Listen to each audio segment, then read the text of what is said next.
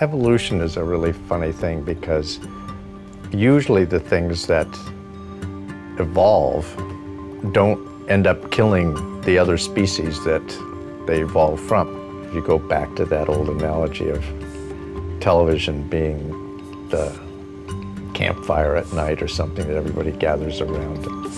Actually, what you've got is you've got an interactive campfire now. In the early days of Nike, we were all drinking the Kool-Aid. This was a mission from God. They allowed us to do some really outrageous things, and television was so perfect for that because you could say something in 30 seconds or 60 seconds that people go, "What?" Or they'd laugh, or they'd cry, or whatever. I think if they had tried to go into a dialogue right away, I'm not sure it would have worked quite as well. Now that interactive relationship is critically important.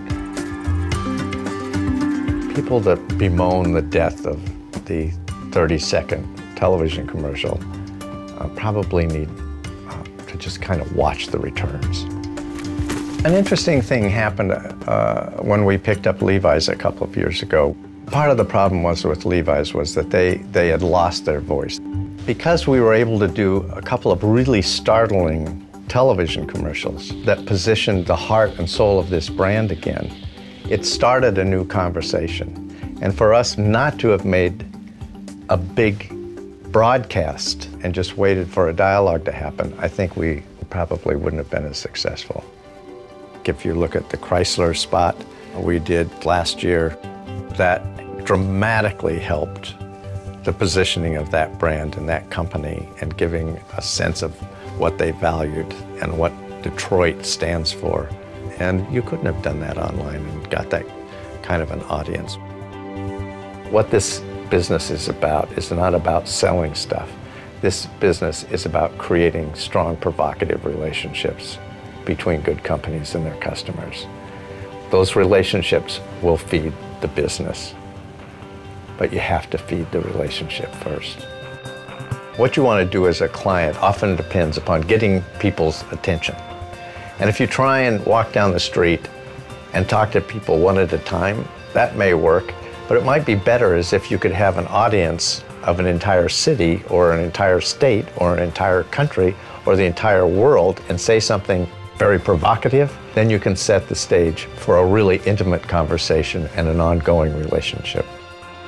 For instance, with Old Spice, we started with television and gained attention, and then took that campaign and ran it digitally and responding online to tweets. Are you flirting with me? But there's other times where we'll start in reverse and do stuff online and get a sense of where people are, do a lot of experimentation, and then take what was hot and blow it up and finish it up in television. I don't think we're in a place where we're going to have to choose between doing broadcast or interactive. I think that's ridiculous. That's like saying, do you want a right hand or a left hand? I want to use both my hands, you know, and some other appendages as well. I mean, it's just boring if you only have to, if this is a choice. It's not a choice. It's just expanding the opportunities, the more tools you have. So I think there's going to be a lot of really unique approaches to the interaction of screens going forward.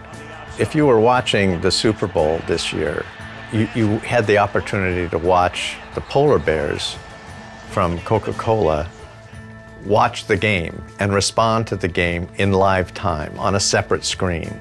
And that kind of thing is really, really interesting. This new generation of consumers are not going to sit there and accept the products and accept the messaging. They want to be part of the action. And clients, if they're smart, realize that they are not the president of the communication system. They are one person, one entity in conversation with millions and millions and billions of people. And so they have to listen and learn how to listen as well as how to present themselves. The idea of getting really personalized communication, it can get to a place where I find it completely irritating, quite honestly. I don't like the idea that the eye in the sky knows exactly who I am and wants to sell me this now because I'm looking at this online. I think that's kind of disgusting, quite honestly. Dude, I'll get there when I want to get there. You know, I don't want you prying into what I'm watching. Oh, you're reading Grapes of Wrath? Ah, we've got some wonderful grapes for sale. You know, it's like, come on. I don't like being nostalgic, and I don't like being futuristic. I just like working with what we've got right now, because half the time people that think they know what the future is, they're just making shit up, you know what I mean? What will not go away is the art of storytelling. When you read a book, when you watch a movie, when you see a television commercial, that's a one-way piece of communication. And that's always going to be powerful. Always, always, always.